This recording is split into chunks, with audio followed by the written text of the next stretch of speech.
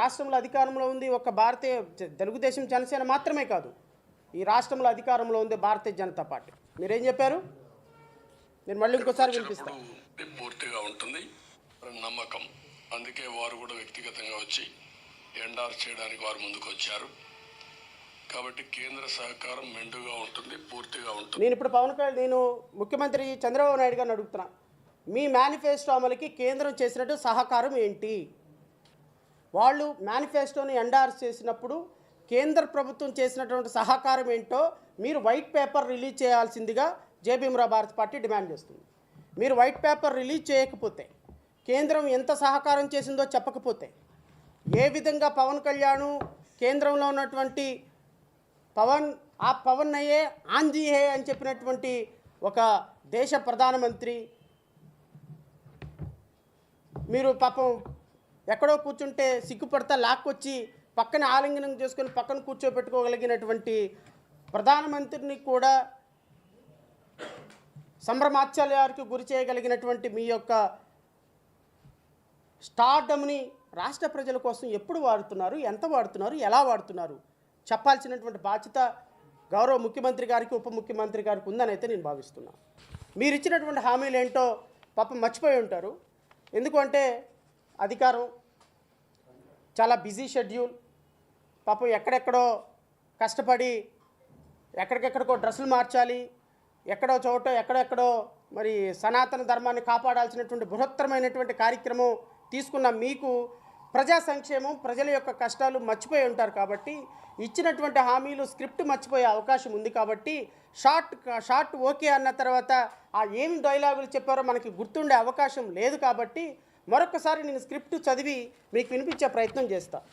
గౌరవ ఉప ముఖ్యమంత్రి గారు, గౌరవ ముఖ్యమంత్రి గారు, గౌరవ ఎడ్యుకేషన్ మినిస్టర్ గారు, వీరు ముగ్గురు కూడా కలిసి ఎండార్స్ చేసినటువంటి ఒక మేనిఫెస్టో బాబు షూరిటీ, భవిష్యత్తుకి గ్యారంటీ.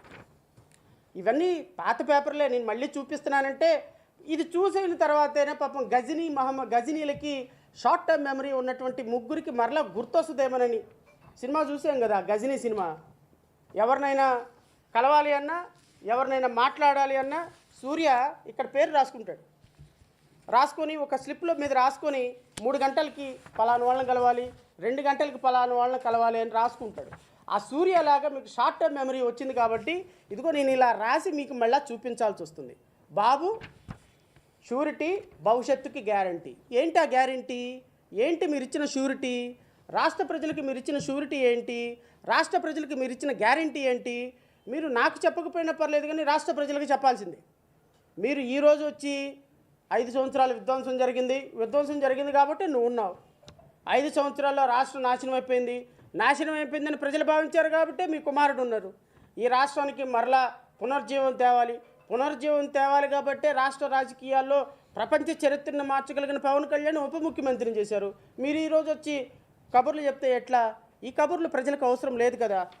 సో మీరు ఇచ్చినటువంటి సూపర్ 6 అమలు ఖచ్చితంగా మళ్ళీ రాష్ట్ర ప్రజలకు ఇంకొకసారి తెలియపరచాల్సినటువంటి బాధ్యత నా మీద ఉంది. కాబట్టి నేను ఇవి మళ్ళా చదివి వినిపిస్తా.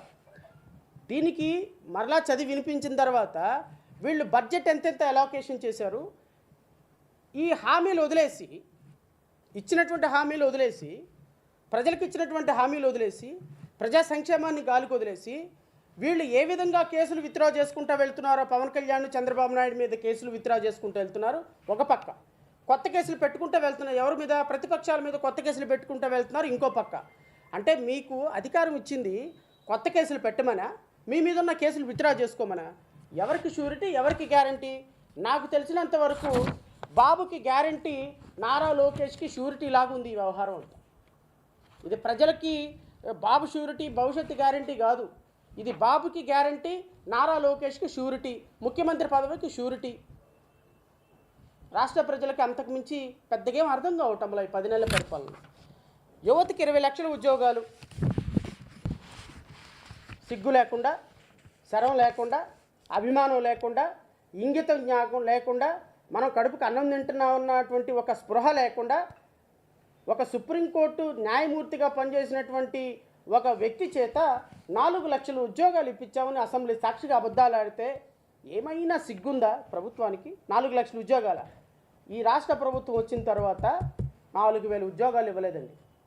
4,000 ఉద్యోగాలు, 4 లక్షలు పక్కన పెట్టండి. ఏమైనా మనం చెప్పేదానికి చేసేదానికి ఏమైనా పొంతనుందా? యువతకి 20 లక్షల ఉద్యోగాలంట. ఎవరో సభ్యురాలు, వైఎస్ఆర్సీపీ సభ్యురాలు అడిగితే చెప్తారు 4 లక్షల ఉద్యోగాలు జనరేట్ చేశామండి. జనరేట్ చేశారా? ఏ సెక్టార్లో జనరేట్ చేశారండి? ఏ కంపెనీలో జనరేట్ చేశారు? ఎవరికి ఉద్యోగాలు ఇచ్చారు? రిలీజ్ చేశారు? ఉద్యోగాలు ఎంతమందికి ఇచ్చారో, ఎలా ఇచ్చారో ఉద్యోగాలు రిలీజ్ చేయగలరా? వైట్ పేపర్ రిలీజ్ చేయగలరా? 20 లక్షల ఉద్యోగాలు కాదు. మీరు ఇదే పద్ధతుల్లో వెళితే నేను రాష్ట్ర ప్రజలకు మరొకసారి విన్నపం చేస్తున్నాను. ఈ దుర్మార్గులకి రాష్ట్రంలో అధికారం ఇచ్చిన కారణంగా వీళ్ళు కోట్లు సంపాదించుకుంటూ ఈ రాష్ట్రంలో ఎవరెవరికైతే కంపెనీలు పెట్టడానికి వచ్చే వాళ్ళకి ఇక్కడ దోచుకున్నటువంటి డబ్బుని తీసుకెళ్లి విదేశాల్లో దాచిపెట్టుకోవడానికి దావూస్ వెళ్తున్నాం, అక్కడికి వెళ్తున్నాం, సింగపూర్ వెళ్తున్నాం అని తప్ప వీళ్ళకి కనీసం రాష్ట్ర ప్రజల పట్ల, రాష్ట్రంలో యువత పట్ల కనీసం ఇసుమెంతైనా సరే ప్రేమ ఉంటే ఈరోజు రాష్ట్రంలో ఫ్యాక్టరీల వరదను సృష్టించేవాళ్ళు. వీళ్ళకి కోట్ల రూపాయలు ఫండ్లు ఇవ్వాలి. పెట్టే పెట్టుబడుల్లో వీళ్ళకి బాబు కొడుకులకి 50% ఇవ్వాలి. దీనికి తగుదనమ్మా అని మళ్ళీ పవన్ కళ్యాణ్ నెలకి ఇదిగో నాకు ఇంత షేర్ కావాలి, వాటాలో పవర్లో నాకు వాటా కావాలి, లంచంలో నాకు వాటా కావాలని ప్రపంచ చరిత్రని, రాజకీయ చరిత్రని మార్చాలని కూర్చున్నటువంటి ఇంకో సనాతన అధికారి ఇంకో ఆయన ఉన్నాడు, ఆయనకు వాటా ఇవ్వాలి. ఇలా రాష్ట్రంలో 10 నెలల కాలంలో పట్టుమని ఒక కంపెనీని తీసుకొచ్చి 1,000 ఉద్యోగాలు కూడా సృష్టించలేని చేతగాని దద్దమ్మ ప్రభుత్వం, కూటమి ప్రభుత్వం అని జేబీఎంరావు భారత్ పార్టీ స్పష్టంగా భావిస్తుంది. మీరు యువతకి 20 లక్షల ఉద్యోగాలు, ఎక్కడున్నాయి 20 లక్షల ఉద్యోగాలు? కనీసం 4,000 ఉద్యోగాలు ఇవ్వలేని దురదృష్టమైన పరిస్థితి. నెలకి 3,000 రూపాయలు నిరుద్యోగ వృత్తి. నేనేమడుగుతున్నానంటే కూటమి ప్రభుత్వాన్ని, మీరు నెలకి 3,000 రూపాయలు నిరుద్యోగ వృత్తి యువకులకి, నిరుద్యోగులకి ఇస్తానన్నప్పుడు ఈ రాష్ట్రంలో గత 4 సంవత్సరాలు 5 సంవత్సరాల నుంచి ఈ 10 నెలల కాలం నుంచి 48 లక్షల మంది నిరుద్యోగులు ఉద్యోగాల కోసం ఎదురు చూస్తున్నారు. రమారమి 50 లక్షల మందికి మీరు నెలకి 3,000 రూపాయలు చొప్పున నిరుద్యోగ భృతి ఇస్తానని మాటిచ్చి ఈరోజు నిరుద్యోగులను మోసం చేసినటువంటి దుర్మార్గ ప్రభుత్వం మీది కాదా అని అడుగుతున్నాను. దీనికి ఏం సమాధానం చెప్తారండి ఐటీ మినిస్టర్? దీనికి ఏం సమాధానం చెప్తారండి పవన్ కళ్యాణ్? దీనికి ఏం సమాధానం చెప్తారండి ముఖ్యమంత్రి చంద్రబాబు నాయుడు గారు? మీరు రాష్ట్రంలో ఉన్నటువంటి ప్రజలకి ఇన్ని బాధలు ఉంటే, ఇన్ని కష్టాలు ఉంటే, ప్రజా సమస్యలను గాలికి వదిలేసి మీ ఇష్టం వచ్చినట్టు పరిపాలన చేసుకుంటూ ₹1 కేంద్ర ప్రభుత్వం నుంచి తేకుండా తీరా వీళ్ళు చేసే పనులు ఏంటి అంటే, వీళ్ళు మాట్లాడే మాటలు ఏంటి అంటే, నేను మరలా ఒక్కొక్క సందర్భానికి ఒక్కొక్క వీడియో చూపిస్తాను. ఎందుకంటే ఈ కూటమి ప్రభుత్వానికి ఇక నుంచైనా సరే సిగ్గు రావాలి. పార్టీ చేసిన సూపర్ 6 అలాగే జనసేన ప్రతిపాదించిన షణ్ముఖ వ్యూహం ఈ మూడింటితో కలిపి ముందుగా వస్తుంది, వాయిస్ వస్తుంది, అది కూడా వాయిస్ వస్తుంది. సంపూర్ణంగా అన్ని ఎస్సీ ఎస్టీ అన్ని రకాల వర్గాలకి, ముస్లిం మైనారిటీలకి, క్రిస్టియన్లకి అన్ని కూటమి అభ్యర్థులకి ఘన విజయం చేకూర్చాల్సిన అవసరం ప్రతి ఓటర్ పైన ఉన్నదని విజ్ఞప్తి చేస్తున్నాం.